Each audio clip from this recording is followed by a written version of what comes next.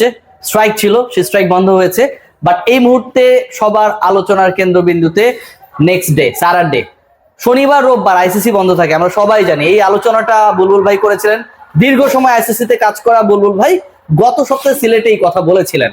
সেই আইসিসির প্রতিনিধি দল Bangladesh government and with the BCB discuss করার জন্য স্যাটারডেতে, আজকে রাত পোহালে আগামীকাল হবে, এবং আগামীকাল মানে আজকে দিবাগত রাত ভোর 4:30 থেকে 4টা নাগাদ দুবাই থেকে ঢাকায় ল্যান্ড করার অপেক্ষায় আইসিসির প্রতিনিধিদের। বাংলাদেশকে বিশ্বকাপে যেভাবেই হোক নিতে চায় আইসিসি, বিসিসিআই, বিসিবি খেলতে চায়।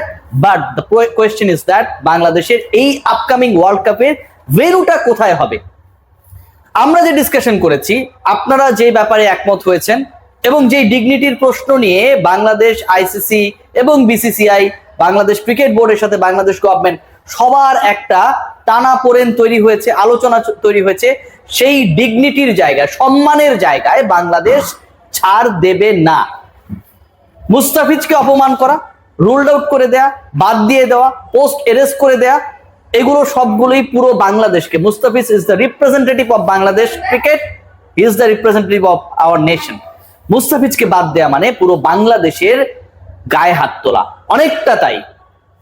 এবং সেই জায়গাটায় বাংলাদেশ সরকার বিসিবি যে স্ট্যান্সটা নিয়েছিল যে বিশ্বকাপ আমরা খেলতে চাই, কিন্তু যেই মুস্তাফিজুর রহমানের একজনের সিকিউরিটি নিয়ে টালমাটাল অবস্থা ভারতে, যে একজন মুস্তাফিজুর রহমান খেললে শিবসেনা এবং অন্যান্য যে দলগুলো রয়েছে তারা বিভিন্ন ভাবে হুমকি ধুমকি দেবে, আক্রমণ করা হবে, বিমানে হামলা চালানো হবে, বাংলাদেশ দলকে ল্যান্ড করতে দেওয়া হবে না, এইরকম ডিসকাশনস গুলো যখন হচ্ছিল তখন বাংলাদেশ সরকার জানিয়ে দিয়েছে, বাংলাদেশ ক্রিকেট বোর্ড জানিয়ে দিয়েছে যে সেখানটায় আমি আমার এতগুলো ক্রিকেটারকে, সাংবাদিকদের, সমর্থকদের কিভাবে নিরাপত্তা নিশ্চিত করবো। So we are not going to play hour next world cup in the soil of India.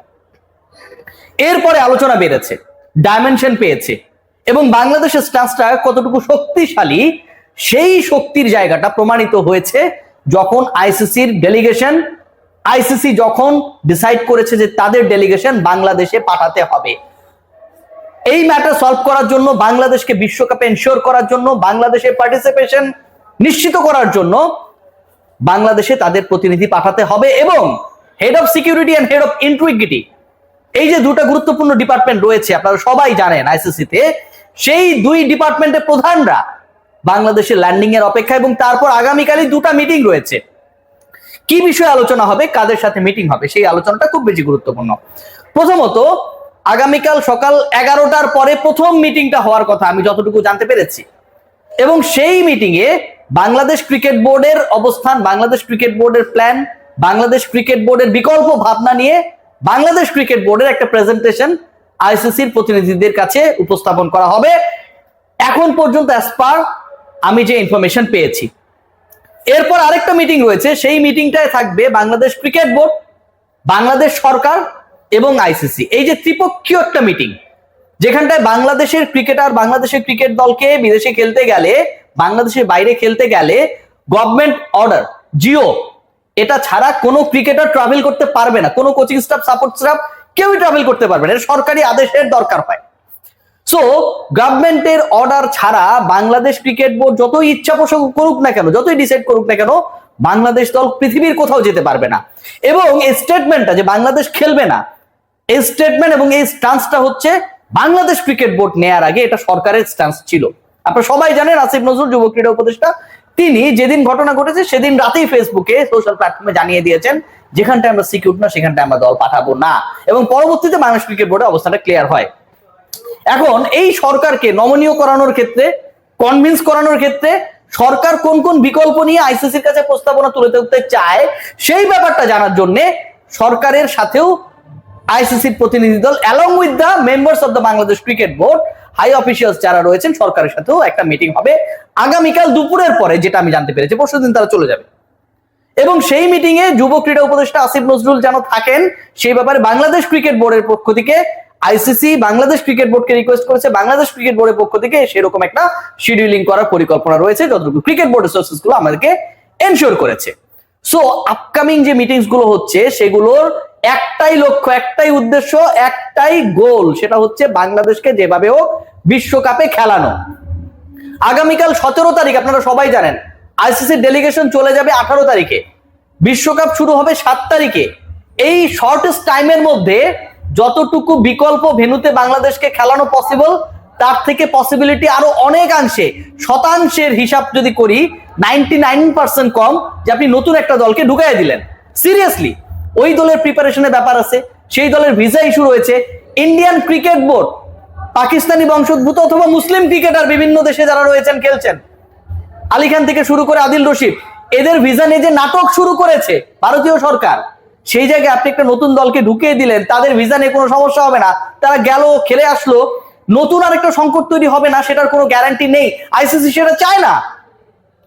ICC কি চায়? আইসিসি চায় যে বাংলাদেশই খেলুক, বাংলাদেশকে কনভিন্স করে 3:1 3-1 এই যে পরিকল্পনাটা, এটাকে তারা এনশিওর করতে চায়। অর্থাৎ বাংলাদেশ যে ম্যাচেস গুলো খেলবে তার 3টা ম্যাচ বাংলাদেশ খেলবে হচ্ছে শ্রীলঙ্কার মাটিতে, একটা ম্যাচ ভারতের মাটিতে। প্রথম প্রস্তাব যেটা দেওয়া হবে যতটুকু জানা গেছে, যেখানে 2-2 শ্রীলঙ্কায় বাংলাদেশ গিয়ে 2টা ম্যাচ খেলবে এবং 2টা ম্যাচ তারা খেলবে হচ্ছে ইন্ডিয়ার মাটিতে, এরকম একটা প্রস্তাবনা পরিকল্পনার জায়গা রয়েছে যেটা শোনা গেছে। এবং এরপরে সেটা 3-1 যেতে পারে। কিন্তু বাংলাদেশ সরকার, ক্রিকেট বোর্ড, তাদের অবস্থানটা হচ্ছে ভাই আমরা খেললে 4টা ম্যাচই ভারতের বাইরে খেলবো। কেউ কেউ বলেছেন সাইবেরিয়ায় খেলবেন, ওখানটা উইকেট টুইকেট এখন পর্যন্ত তৈরি করা হয়নি, আইসিসির কার্যক্রম নেই। তো তিনি যেটা বলেছেন তিনি হয়তো নিজেও জানেন না যে তিনি কি বলেছেন। তবে এটা নিশ্চিত যে বাংলাদেশ সরকার ওই 4 ম্যাচের জায়গা থেকে 4টা ম্যাচই বাংলাদেশ ভারতের বাইরে খেলতে চায়, এটা থেকে সরছে না, সরতেও পারে। ভাই আমার গালিগালাজ করেন না, যতটুকু শোনা যাচ্ছে আইসিসি যখন চলে আসছে বাংলাদেশে, আইসিসি যেহেতু বাংলাদেশকে রিকোয়েস্ট করতে আসছে, দেখেন সর্বোচ্চ সংস্থা এসে রিকোয়েস্ট করছে, সেই সংস্থার প্রধানের দায়িত্বে কে? জায়শা। তার মানে কি জায়শা রিকোয়েস্ট করছে? জয়শা নিজে তো এখানটায় আসবেন না, অমিত শাহর ছেলে, তাই না? তিনি তার লোকজনকে পাঠাচ্ছেন রিকোয়েস্ট করার জন্য।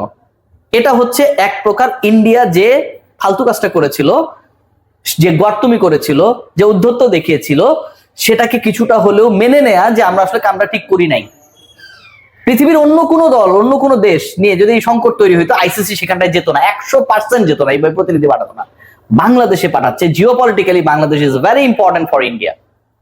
কমার্শিয়াল অ্যাসপেক্টসও বাংলাদেশ খুবই গুরুত্বপূর্ণ। ক্রিকেটিং বাজারের ক্ষেত্রে বাংলাদেশের একটা ভ্যালু রয়েছে। বাংলাদেশ এবং পাকিস্তান দুটো দেশের সাথেই আপনি গ্যাঞ্জাম করবেন, এবং এই দুই দেশের সাথে গ্যাঞ্জাম করে আপনি এশিয়ান ক্রিকেটকে কন্ট্রোল করতে পারবেন কি পারবেন না সেই নিয়ে ঝামেলা রয়েছে। এই সংক্রান্ত ইস্যুস গুলো ক্রিয়েট হবে, একটা ভারসাম্যহীনতা তৈরি হবে। এটা জায়শা আইসিসি এই মুহূর্তে চায় না, এবং সে কারণেই আলটিমেটলি আইসিসি মানে ভারতীয় প্রতিনিধিরাই বাংলাদেশে আসছে বাংলাদেশকে কনভিন্স করার জন্য, যেন বাংলাদেশকে অংশগ্রহণ করানো যায়। শেষ পর্যন্ত বাংলাদেশ, আমার কাছে যতটুকু মনে হয় যে তারা এসে যখন মাথা নত করলো, অনেকটা কোয়াবের মতো হওয়ার চান্স রয়েছে, যে ঠিক আছে যা হওয়ার হয়েছে, ওরা উল্টাপাল্টা করছে, আমরা একটু ক্ষমা সুন্দর দৃষ্টিতে দেখলাম, কিন্তু আমরা আমাদের দাবি থেকে সরছি না। আমরা 3টা ম্যাচ খেলবো শ্রীলঙ্কায় গিয়ে, সেটা আইসিসি ওভাবে অ্যাকোমোডেট করবে, যেহেতু তাদেরকেও কিছুটা ছাড় দেওয়ার চেষ্টা বাংলাদেশ হয়তো তখন করবে, যখন যেহেতু তারা রিকোয়েস্ট করতে এসেছে। আর একটা ম্যাচ আমরা খেলবো হচ্ছে ভারতে গিয়ে, এবং সেই ম্যাচটা প্রবাবলি সেই ম্যাচটা হতে পারে বাংলাদেশ ভার্সেস ইংল্যান্ড, যে চান্সেসটা is very high. So what is going to happen, যা হতে যাচ্ছে তাতে হচ্ছে আগামীকাল 2টা মিটিং হবে, এবং 2টা মিটিং হবে 2টা পক্ষের সাথে। সকাল 11টার পর থেকেই মিটিং গুলো শুরু হবে। প্রথম মিটিং এ বাংলাদেশ ক্রিকেট বোর্ডের লোকজন থাকবে, এনএসসি লোকজন থাকতে পারে, এবং বিকেলের দিকে আসিফ নজরুলকে ইনকর্পোরেট করে আরেকটা মিটিং হওয়ার পসিবিলিটি রয়েছে। এই মিটিং গুলোর পরে পরশুদিন ডেলিগেশন চলে যাবে, এবং যতটুকু ধারণা করা হচ্ছে বাই নেক্সট মানডে বাংলাদেশের বিশ্বকাপ ভবিষ্যৎ, গন্তব্য, ভেন্যুস, টাইমিং, অপোনেন্ট সবকিছু ক্লিয়ার হয়ে যাবে। অপোনেন্ট কেন বললাম? কারণ বাংলাদেশের গ্রুপ চেঞ্জের ওই হিসাবটা যদি শেষ পর্যন্ত হয়, বাংলাদেশ যদি তাদের জায়গা থেকে না সরে, তাহলে কিন্তু বাংলাদেশের 4টা অপোনেন্টই চেঞ্জ হয়ে যেতে পারে। সবাই ভালো থাকবেন, টেক গ্রেট কেয়ার।